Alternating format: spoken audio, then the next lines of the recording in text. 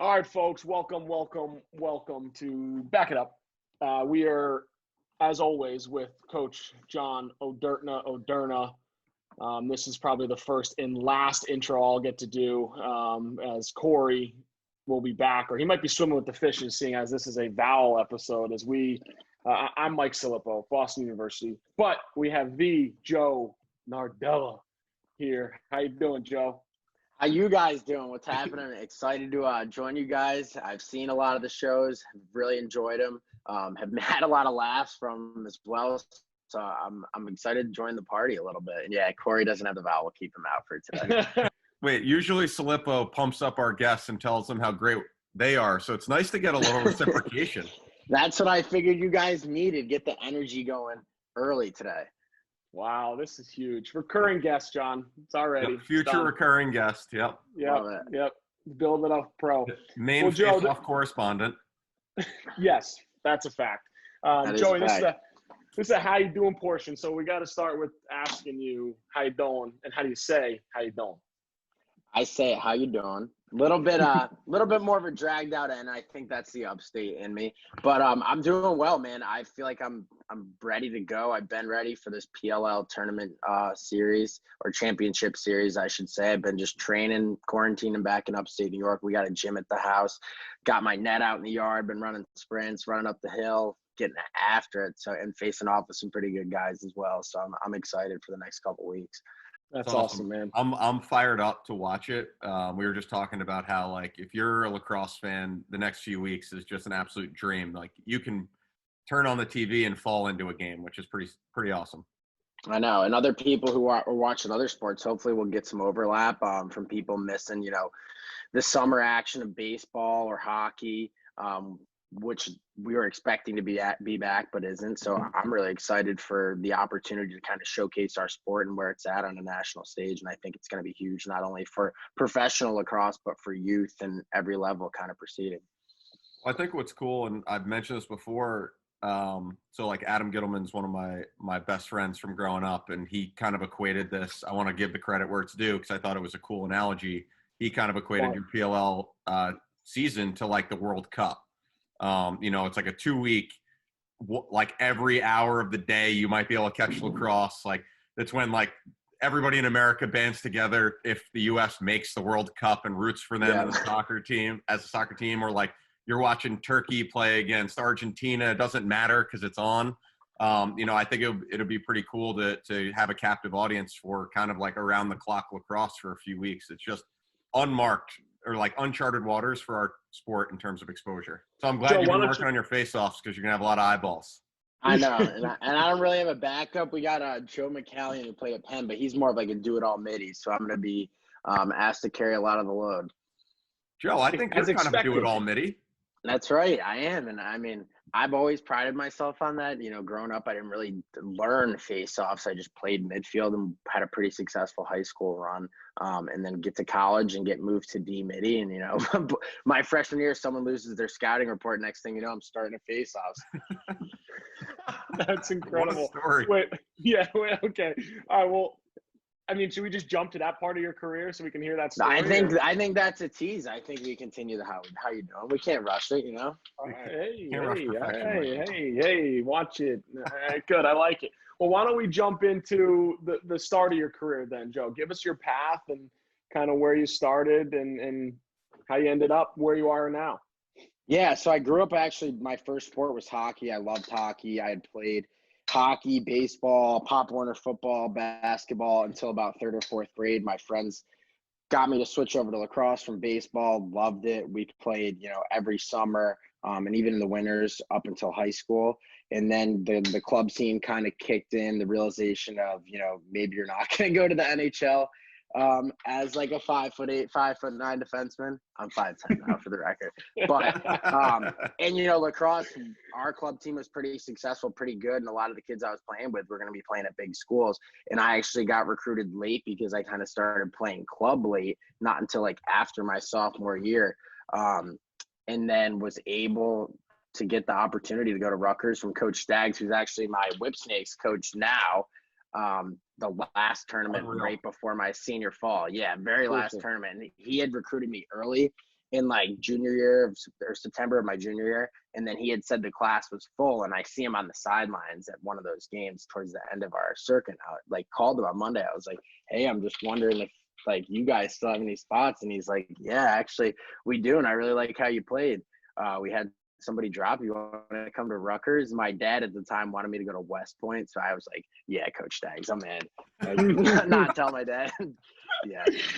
That's my excuse too, Joe, why I didn't get recruited D1, because I didn't play the club circuit. So I'm glad we have the same excuse, but I just didn't make it, obviously. So yeah, I was just more of a multi-sport guy. We never focused on just lacrosse. It was mostly, if anything, it was heavy hockey. And I think that's something that's helped me with my ground ball play and face-offs and versatility in the face-off role as you guys say, do it all midfielder. I think you're being generous. We're all about gassing up the guests.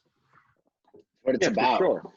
Yeah, no doubt. We need your confidence at an all-time high when you get to Salt Lake City. So that's why you get on the show before you get there, so you show up and you're feeling like the man. Exactly. And I need it. Everyone needs it. And then going into Rutgers, Coach Brecht actually takes over for Coach Staggs. It was pretty tough. First semester, freshman year, we had guys transfer as they're trying to change the culture. The workouts were really hard. Everything was very strict by the book. And then we get to springtime, and I'm one of two freshmen playing, but I'm playing defensive midfield, which was kind of new to me. And I felt like I understood all the concepts, but you're getting dodged by big seniors. Our first game was against Duke, and I was like, this is a whole nother level. So we played 2 games, and I'm still working at Faceoffs because I had done it in high school. We had learned from both Chris Mattis and this another alum, Aaron Nardella, like through the alumni game and little practices they would come.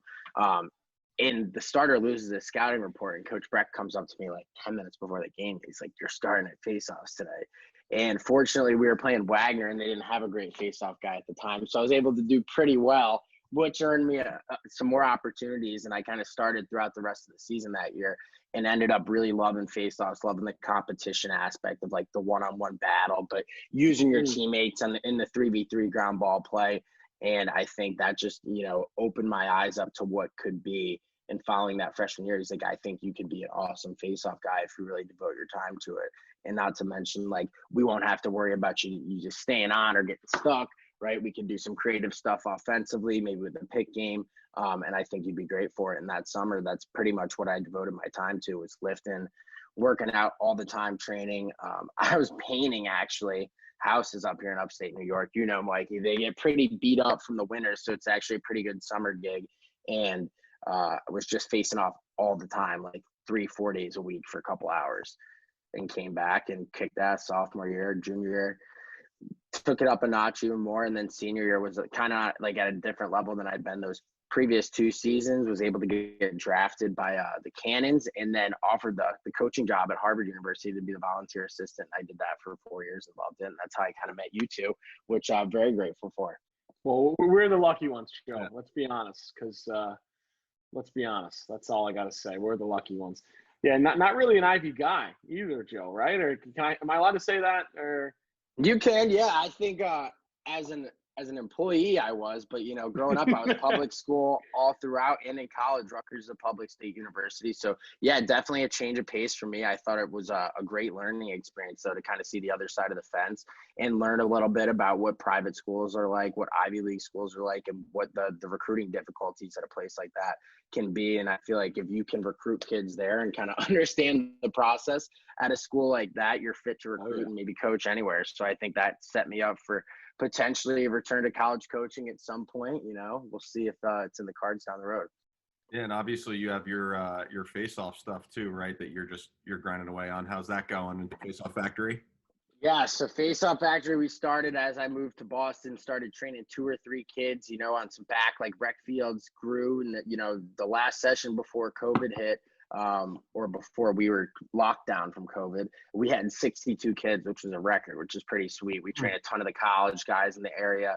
And we actually had to make a pretty nimble shift to doing digital coaching, which is something that we had already offered in the form of like a subscription platform and virtual sessions. So it was fairly easy, and the volume was pretty consistent with, both lessons and group training. and getting our other coaches involved. We even did like a virtual camp with everybody on staff where we showed the kids film. We did neutral grip. We did knee down. Wow. We had like a workout session with James Fahey, who's one of my former teammates and roommate in Boston. He's like a personal trainer, fitness coach. And, we just tried to make lemonade with lemons. That's all we had. And now we're back to doing small groups in New Hampshire and Massachusetts. But right now, most of our staff members are actually either playing in the MLL tournament, so they're going to be gone. And then all the PLL guys are leaving this Sunday. Yeah, so exciting stuff on the horizon for both the lacrosse world playing wise and Faceoff Factory when we get back and can get back to in-person training.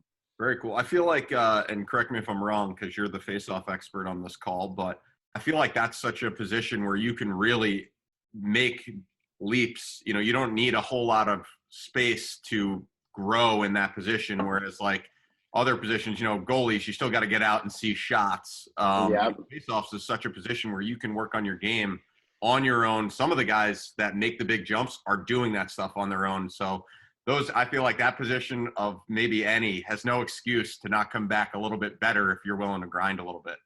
Yeah, and I mean, you guys probably see it as college coaches. It's really just a practice-based position. Like you said it best, Back here, you see that, like, this is my little space for doing the lessons with the monitor and stuff. Like, you don't need much, and you can get dialed in and keep your hands hot just by training on your own. I think that's what a lot of the best guys do. That's what I've learned over time works. And you guys, I'm sure, see it all the time. You can tell the kids who put in the extra hours at the face-off dot and just anywhere else on the field. And I think that's the biggest thing that's helped me, who's, not the biggest, strongest, fastest, or most athletic, be successful is just always having the stick in my hand, always doing something. Stop being so humble. Come on. I can't be the only guy on this. You guys John's so humble. Like, I come off like this just like stupid, loud, annoying Italian. You're saying that you come off like that. Like, that's not just you. Maybe it is just him. But I don't know if people would love you as much if you weren't like that, Mikey. I don't care if you don't like me. That's fine. That's fine. And we'll be okay. And it's good for John's confidence because John needs someone to bully. So I just give him layups just like a basketball game. It's what John needs. Well, we need him feeling good too. You're immune to all the shots. You just deflect them. So if it helps gas Johnny up, I think that's part of what's needed on the show. All right, I'm liking this vibe right now. We got a great dynamic here. No doubt. I told you, John. Honestly, tough day for Corey not to be here. This is like an audition here. That's right. Yeah, we might have to bump him. If we're not coaching too much in the fall in person, you guys know where to find me. You got it, Joe. Trust me. Talk to us about your playing career after Rutgers. Yeah, so I played for 4 years for the Cannons, and they actually traded me after drafting Trevor Baptiste in my final year. Yeah, and I got bumped down to Atlanta the year after I tore my ACL, and it was honestly one of the best things I think that happened. And we talked about it before we even got on about the adversity kind of shaping you. We're joking around as we're getting going, but it really did. It motivated me and fueled me to be like, wow, people think I don't got it anymore. And, when I got down to Atlanta, I was almost at 60% in like 9 games there, which is probably the best I've faced off in like a 10-game stretch professionally. Almost made Team USA, got cut because of the knee injury in 2017, at least I think so. And following that, I had been fired up about the PLL last year. That was one of the big shifts, I think, to continue to fuel and motivate all the guys who had been in the MLL. So once we kind of made the switch to the PLL and we were going to be earning a little bit more, I decided to take another leap and not coach college lacrosse so that I could get indoor shot. There's a league in Boston called the Boston Box League, and I love playing, and obviously a lot of overlap with hockey. And, the guy who runs the league, he had a tryout a couple years ago, right before I hurt my knee that fall. And I actually was one of 5 of 50 guys that got selected to go to training camp for a weekend with the Black Wolves. And seeing it there, I was like, this is a whole nother level, but I would love to play lacrosse like this. And that's kind of also motivated me. And, just training so hard after even we won the championship last summer to try to play. As I had talked to the Black Wolves, and it seemed like they were going to give me a shot at camp, and they did. And I was able to make the team and be on the dress list for game 1. So I was pretty fired up in my first game first 2 games were both in Canadian spots, Toronto and Saskatchewan. Saskatchewan was absolutely electric. They got like a 15,000 person arena. I want to say like a WHL, like major junior hockey team plays there, but they absolutely pack the place. They have like 4-wheelers driving on the turf. People there are there drinking beers before the game, banging on the glass, like even in warm-ups. It's nuts. Yeah. And like you're driving from the little airport to your hotel, and like every single bar is like rush night Saturday. Like they're all on lacrosse there. It's pretty sweet. It's probably one of the coolest places I've played. And then, we're up early in the game, and Mark Matthews gets a penalty shot, and it's like, here it comes. And so he buries all the lights in the place go black, and you just hear people start pounding their chests. It's like, and they're playing like the Wolf of Wall Street, like, oh, and I was like, legit. Wow, that's sick. It was pretty sweet. Yeah, but NLL was something I think that really helped propel my game and prepare me for this season, because not only is the demand much higher for someone taking draws because you're playing every defensive shift, but conditioning-wise, just with all the contact in fighting through moving picks and grabs and all the BS that exists, it makes you you have to be in much better shape. So I think that kind of got me going. And then once we hit quarantine and we were like the first place team and we can't finish our season, I was pissed off. So I've been training pissed off for a couple months now, and people are doubting the Whipsnakes, which has also pissed me off. So I'm ready to go and hit season 2 in the PLL with a repeat. Wow, people, look out! Joey Nards is pissed off. I'm pissed now too, Joe. Yeah, let's go. They disrespected my boy. I got a Joe Nardella sized chip on my shoulder right now. That's right. I mean, I grew up in a wrestling household, and anger was used for fuel a lot of the time. It's beautiful. Like, I'm a guy that admittedly, like, I played defense. I've coached defense, offense, goalies. I've never like really coached face-off guys. So like, I love listening to guys that are really passionate and really knowledgeable about face-offs talk about it, because to me, it's like, there isn't a lot in our sport that I don't know something about. And I'm not going to say I know nothing, but I know close to nothing about face-offs and really the intricacies of it. So like, you're coaching, I'm like a blank canvas. When you drop knowledge about face-offs, it's awesome to hear because it's brand new to me. Yeah, and I think you and I are due to maybe spend a couple days together so we can get you on board with a little bit of face-off knowledge, get those Manhattan boys rolling. Yeah. No doubt. I'm with you, John. I coached face-offs at Ithaca, and it was just like blowing whistles. Exactly. Like, yeah, well, what drill do you guys want to do today? It was like, I'm clueless. But that's the thing. Think of how many coaching reps you guys have, right?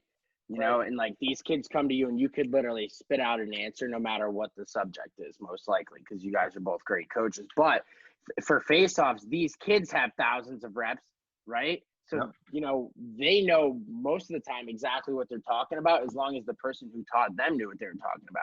Right. So it's kind of like one of those, crafty skill type things. I always relate it to wrestling, where everyone's kind of got their own style and knows what works for them if they're successful. So that's a really interesting thing to bring up. For sure. Well, now let's jump into kind of the next aspect of the drill series here with Coach Nardella. Is involving your teammates in the wing and that 3-on-3 ground ball like you talked about.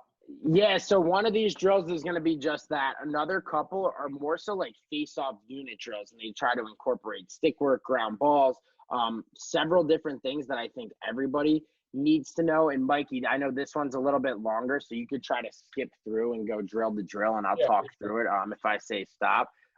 But these drills, I think, for any coach looking to give their guys a few things that they could sink their teeth into, you guys are really going to like these, and I think they can all be directly applicable to neutral grip as well. All right, Coach, what are we looking at? So this drill is going to be called domino stick work, and I think you could do this one of two ways. You could do it where you're going backwards and you're practicing what we call defensive exits, or pulling the ball to your defensive half of the field. And obviously you want your face-off guys to be able to make a great pass and a good decision so that you guys can clear right away. So this drill, we're going to work on a few different exits, as you'll see in this video. All of these can be done neutral grip, and we're trying to get the ball up and out of our face-off guys' stick quickly so that our team can clear right away. I think a lot of times when teams lose face-offs, they're chasing or they're trying to make something happen, this is a great opportunity, you know, if you bang it back or to your goalie or hit your defenseman coming out of the box, that you can catch the other team the other way with some transition. Got it. Working on our exits. All right. Yeah. And you see this is one where he rotates kind of into a backdoor exit where he rolls those wrists back, gets it back to his goalie. On all of these, you want to try to keep your hands close to your face and not bring your stick too far behind your shoulders just in case anyone is trailing you, which usually if you get the ball after face-off, guys are going to be because everyone seems to be hunting you when you have that ball. And you notice that drag on that exit, that's really a good way to kind of take advantage of what the current rules are and gain some more separation without taking a step. And you see, I try to keep that stick right above my head in between those shoulders so I'm hard to check. Yeah, and if they miss your head, they might hit your noggin. Exactly. A lot of times that happens, right? And if you could draw a foul after face-off, even better. This is like Twilight Zone here. We got Nardella and Nardella. This is stuff.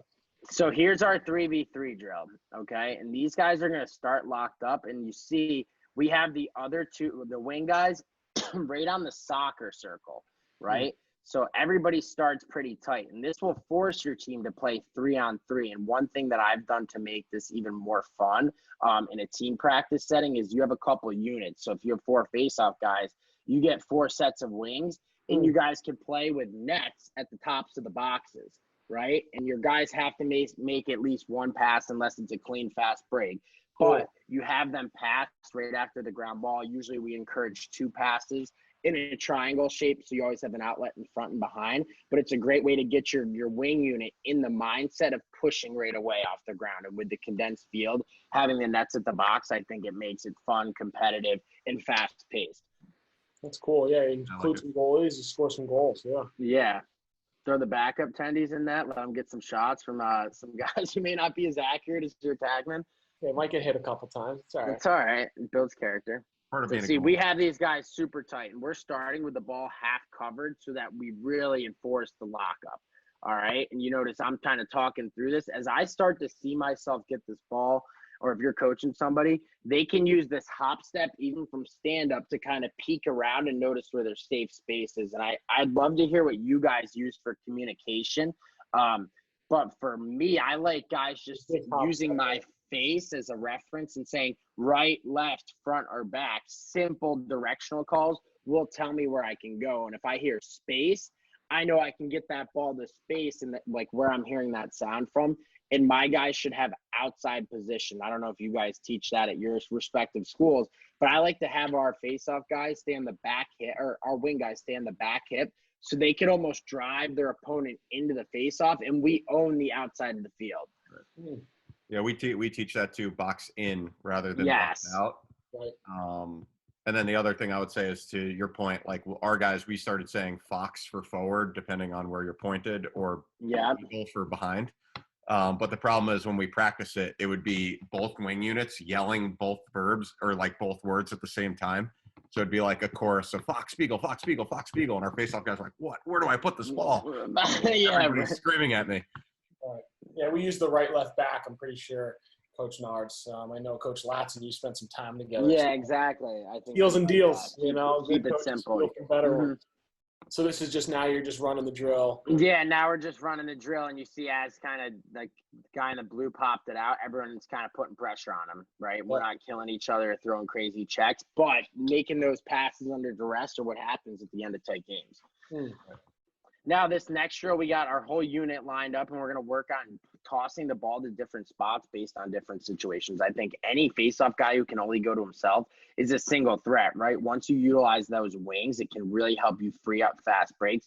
So having the ability to pop the ball backwards is huge. So we're using our helmet as a target. You could use cones to make a little window guys can put the ball through.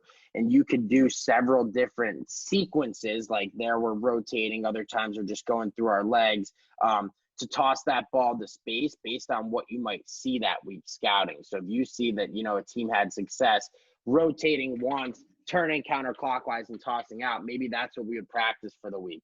But I think giving yourselves and your team the option to make this play frees up your face-off guys for self-exits and fast breaks. So if you can use your wings, you can, in theory, get transition at the other end once teams start biting, because no one's going to be okay with just giving up free ground balls to the back half of the field. For sure. Cool. I like how you're using a target, like a helmet or a cone somewhere, right? Visual. And it makes it tough because you guys know with the stick, or you got an athletic pole, he's really got 10 to 12 feet of range to pick that up if he beats his guy off the line. But if you could put it exactly to one spot, you'd be like, yo, I just need you to beat that guy right to where the circle meets the football hash mark, right? And if he beats him there, we got the ball. No doubt. Cool. So this last drill, I think, is going to be huge for neutral grip. Obviously, we're practicing different things, and you'll see guys do a couple different moves like rake or jam or whatnot. What every coach should be having their guys do when they're taking live reps, if we're doing standing neutral grip this year, for college, is practice going against a rake, practice going against guys who jam, practice going against guys who just pinch and pull the ball out. By having your guys do that, they'll be able to identify little characteristics maybe in his grip or his pressure or his stance that might be a telltale sign of what he's going to do. And if you know what that guy's going to do, that's going to make you way more effective, because part of what neutral grip is going to bring is a little bit of an element of surprise with guys having the ability to be successful on different moves. So I think just practicing situational faceoffs is a definite must, and you guys will see in this drill. It's pretty simple. We're really just taking lies under a premise that we're doing a certain move. And always, if you're having somebody just counter, it's great reps for them trying to steal ground balls back. So when I do something like this, I say, hey, it's 2 points if you're not clamping and you get the ball back. 1 point if you do. And you always got to put something on the line, whether it be push-ups or sprints. I think face-off guys directly get motivated by the fear of failure.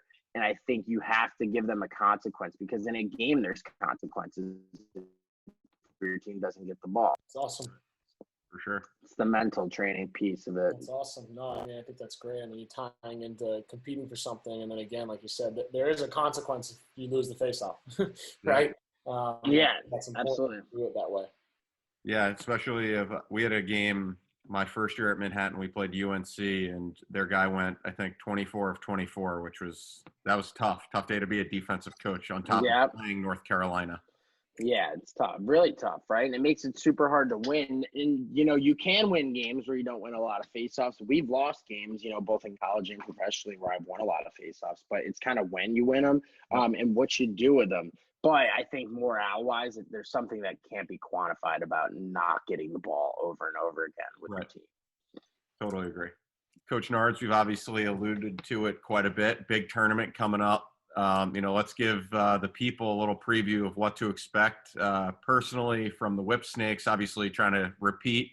Let's hear it. Why should people be watching you guys? Yeah, so I think the Whipsnakes are going to feature this year again the league's most consistent defense, and there's a ton of great defenses throughout the league. That's not to discredit anybody else, like the Redwoods, the Archers. Those guys play tough D as well. But I think our group has that cohesion from playing together in college that really is unrivaled elsewhere.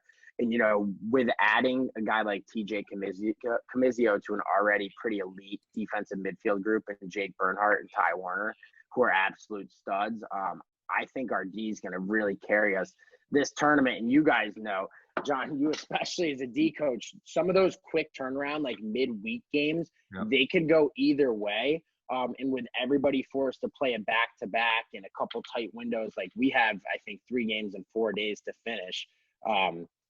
Defense is really going to be relied upon to dig down. And when the legs start to get tired, usually it's the O guys who can't burst by the defenseman with the 6-foot pole. So I think defense is going to be huge, and we may see some lower scoring games towards the back half of the tournament. I think our schedule shapes up nicely. So we're playing the first game against the Redwoods, rematch of the championship on NBC next Saturday, the 25th at 2 p.m. If anyone wants to watch, should be a good one. But then we have, I think, 5 days after that, or 4 days after that, to really watch the rest of the field play and scout them both live and on paper. So we're going to be able to dial in with our coaching staff's usually so on top of that stuff, or I should say always so on top of that stuff, that we're going to be pretty locked and loaded for game 2 and 3. We got a back-to-back against Atlas and Chaos, who both have a ton of offensive firepower. But I think we can get through games 1 through 3 with at least 2, maybe 3 wins, we're going to be in great shape to hit that 1 seed. And I think the goal is to get the 1 seed because you get a bye, you get an extra day's rest, you get to watch all the teams play in the playoffs. And we know last year in the championship, that could have been the difference between us having a little more juice than the Redwoods in overtime, even though they had that wild comeback, because we earned that week off with the first round win. So I think that's really been our goal. What else you could expect from the Whipsnakes is a new faces on offense with Matt Rambo. We're going to have Brad Smith, Zed Williams, and Jay Carlson down there on attack. Jay Carlson's a great finisher. Brad Smith is a really athletic attack midfield kind of swing guy, left-hander, and Zed Williams is a big righty. Awesome game. We played him in high school, actually. He played indoor for Georgia, so we got to play him there too, and he also played in Boston with me for a couple games. So I think we're going to have some firepower down at attack, and then we bring back Channy, the best 2 guy in the league, and John Haas, who I think is probably the most underrated, like, well-rounded, do-it-all midfielder who is huge for us. In that final game, we also got a couple role guys like Joe Lacasio coming back, who's in the best shape of his life and absolutely hammers the ball. So I'm pumped for this season, and our team's ready to rock. Everyone's been buzzing in the group chat. And I'm excited to see what we do. And, we talked about the NBC slate already. All 4 of our games are either on NBC Main or NBC Sports, which is crazy. That's awesome. Right? Yeah, it's so sweet. And picked up it wasn't at the Olympic TV window originally. That's what it was. Yeah. So with COVID and the Olympics being pushed back a year, I think we got these guys lucked out and were super smart. Mike and Paul Rabel are jumping on that opportunity with NBC, our partner, and grabbing that window and making this a 3-week tournament. And they're doing everything they can from a medical standpoint to make sure things run really smoothly. And I couldn't commend them more on the job they've done and how thorough they've been. They've been working around the clock. That's awesome. I think it's going to be such a high level of lacrosse. And one thing that I think is really underrated too is that in terms of pro lacrosse, you guys will have spent more time together than any pro lacrosse players that have ever come before, right? Because it's usually you show up Friday, you do your walkthrough, you play Saturday, you go home, or some version of that. Whereas now you guys are literally going to spend weeks together. You're actually going to see teams start to come together a little bit. You're going to see guys figure each other out a little bit more. Now, I know a lot of the Whipsnake squad benefits from playing together in college, but I do think it's going to lend itself to being the highest level of lacrosse because everyone will have played for 3 weeks straight, which not a lot of guys are able to do right now. No, and I don't know, besides world game participants, I don't know if anybody's done that, in the past since college, really. And I think we're going back to 2-a-day practices for the first 5 days. We go to the facility by like 9, 10 a.m. and we're not back until 8. It's going to be a long haul. And I think you're right. It's going to be really awesome to see. Not only has everybody been quarantined and had more time to train and work out and chomping at the bit with no sport, but now everyone gets to play together and prepare for 3 weeks. Like, the competitiveness is going to be on another level. Yeah. I think the rivalries are going to be crazy too. Like last year, guys were already frothing each other up and like getting after each other. Now it's like we've invested so much time into this and this is the biggest stage our sport has had. I'm sure guys are going to be, like you said, they're going to be getting after each other, which will be pretty cool to watch. I know, it'll be sweet. Plus, you guys get all the sound bits from what it's actually like on the field and all the, for good, better or worse, sometimes swearing and what people are actually saying to each other. So I think that's going to really offer a little window to see what it's like to be competing at that level. Sick. I've always thought about that, like doing like an HBO X or ESPN X, waking up like Brady and Ray Lewis, and you just, oh man, sick. Well, hey, speaking of competition, why don't we pull up, Joe Nardella's highlights, and we can see how we doing. Yeah, see how we doing. Well, I love how we're creating rivalries, and we got the first clip here is you and the guy the Cannons drafted over you. This must juice you, right? I mean, yeah, Trev and I go at it. We're like, our teams are not only rivals in field, but he plays for Philly in box, and they're like New England's biggest rival. So we've gone against each other 5 times in the past year. He's a great dude. We actually play some Xbox together, so we're boys. But he's definitely not the easiest guy to go against. And anytime you can get one like this, you got to be pretty fired up with yourself. That looks like your drill you showed us before with a little right. Yeah. I always do the fake, like, pump like I'm going to shoot, and you see Kyle Hartzell bid on it, and then Little twister action. That one's just a lean and pull. Who are we roasting right now? Sorry. Tommy Kelly, he's also my boy too, but I think he thought I went early on that one. Tommy, that's a pinch push. How you doing? Turning right there. I think one thing that's super cool about face-off guys too is it's like, I feel like you guys, it's a little different than goalies because while every goalie I think has respect for other goalies, this is like straight up one-on-one when you play each other. Yeah, 100%. exactly. This is Right? sick. If I was good at this, I would talk so much smack. And wait a second, this is a load of Yeah. Yeah, hold this slide with the pump fake, you know.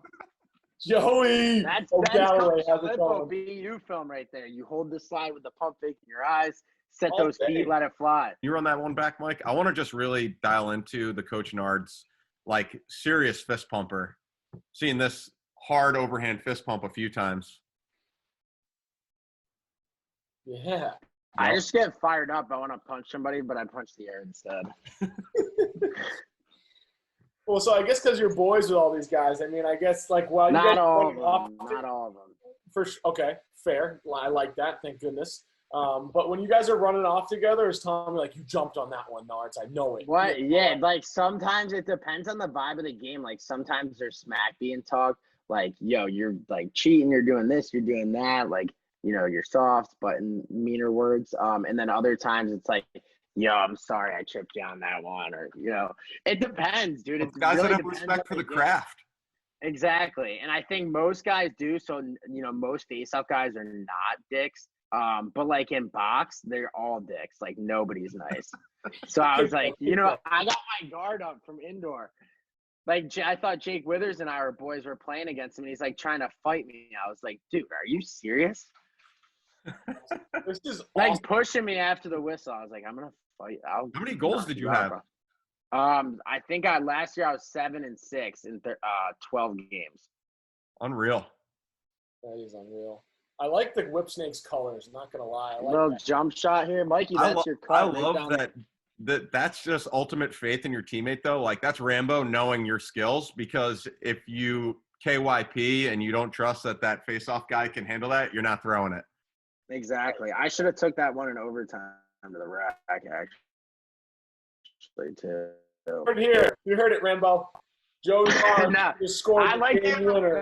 Maddie knows I like getting him the ball. We've actually been talking about running a little lefty break action this year to try to mix it up sometimes, because I think teams have begun to, and like towards the end of the season, you saw that clip against the Redwoods when I'm going, like they're sliding right when I get to the arc and like pre-rotated. So sometimes with our lefty being low, we don't have him in a position where he can really be his best and get shots. Going back to the Kerwin episode, Mike, I feel like you guys would be scary with a flat break. Like the beauty of the flat break is you have 2 points and you could throw it to either. And I think I would like, I'm going to talk to Coach Staggs about running something like that, because I think if anyone has to slide and it can be passed to shot for us, more often than not a lot of the wing guys are catching me, or a lot of the face-off guys. Like even if I have a step, I can protect my stick and throw it, you know, with that cross-face pass, or keeping it tight to my face without getting checked. And obviously those were highlights, and I do get checked sometimes, but I think it's very rare. So that's something we could definitely cash in on. And, you know, in a short tournament where I was saying defenses might have the advantage, transition could be a huge advantage too. And that was, you know, our area of strength last year. We gave up the least goals off faceoffs and scored the most. Well, I think you just, you know, you got to tell Coach Staggs to tune in to Back It Up Lacrosse on our YouTube. Please subscribe and watch the Kerwin episode. He'll walk you through the flat break. It's pretty silky. Yeah, we run it. It's as a defense, you end up getting 2 slides or 2 rotations because guys are both the point, and it's now whichever side of the field the guy's on, that guy wants to come, and teams are just rotating from the same spot. It's like it really jams people up when we play. There, we have clips of us playing and getting all 3 defensemen stopping the ball coming down on a fast break. That's so awesome. I know, and they're Division I players too. Like these guys are good defensemen. And especially like you said, in a short tournament, like if you guys are doing something unique, listen, I'm not going to tell Coach Staggs how to run your transition but you know, if that's unique to you guys, you might catch a team that's not really ready to play against a flat break, and they just Coach Nards might have 3 people trying to stop them. Yeah, you won't tell him to do it, but I will. Coach Staggs, break it, get it done. Nards needs it. So. And I got a little bit of leverage with Coach Staggs right now, or I'm on his good side at least. I got the nod for the offensive film meeting this week instead of D. I know a couple of the D middies were a little bit jealous, but I was like, Coach, am I reading this right? I'm in the O meeting this week. And he's like, yeah, you're with me. I was like, he's trying to get me fired up for what's to come. He's just raising the juice levels. Yep. That's right. Yards. That's awesome. We're going to dive into one more thing. Here at BU, we're an STX hard goods team. Manhattan, we're jumping on the train also. Okay, there you go. Great stuff. Lax.com, Matt Thistle, hooking it up.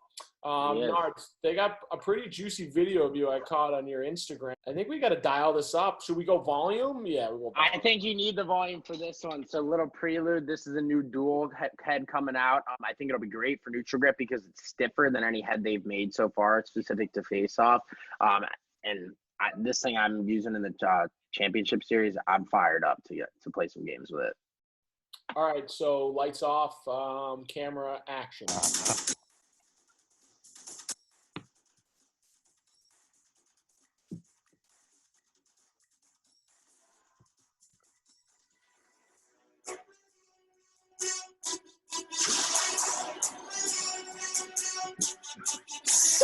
Wow.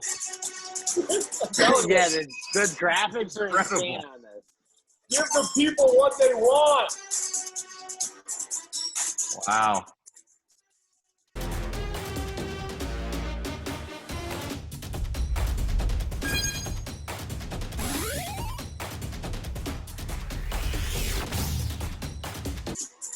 This video is unbelievable. Yeah. I mean, I think this just shows the digital wave that's coming in our sport. I like that Mikey turned out his lights too for it. Had to. It's part of the moment. Yeah, that's right.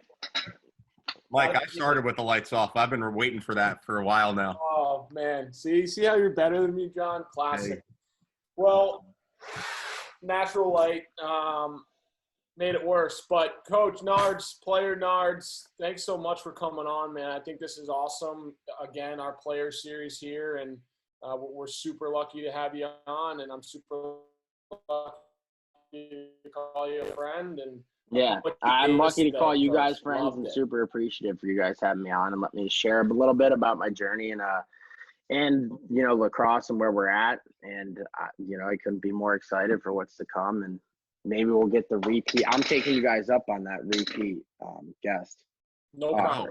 Yeah, and we can maybe dive into a few more topics, non-face-off related. Maybe just shoot it a little bit, talk shop, and get it going. I love it. No problem. This was awesome, man. I really appreciate having you, and we'll be rooting for you and the Whipsnakes to bring it home the second time around. Yeah, sounds great. And I mean, you guys can catch us on NBC. Thanks again, Joe. Awesome. And guys, you know, Joey, we know you got a ton of followers and all the other people you're going to have. Please take the time to subscribe to our YouTube page. Yep. Throw us a follow on Twitter and Instagram, and really appreciate it, Joey. You're the best. Yeah, you guys are the best. Definitely follow these guys. They make it fun to learn a lot about lacrosse, and that's what it's all about, is continuing to learn and utilize film and technology to get better. And that's what the best coaches and players are doing these days. So if you want to get better, hit subscribe. Let's go.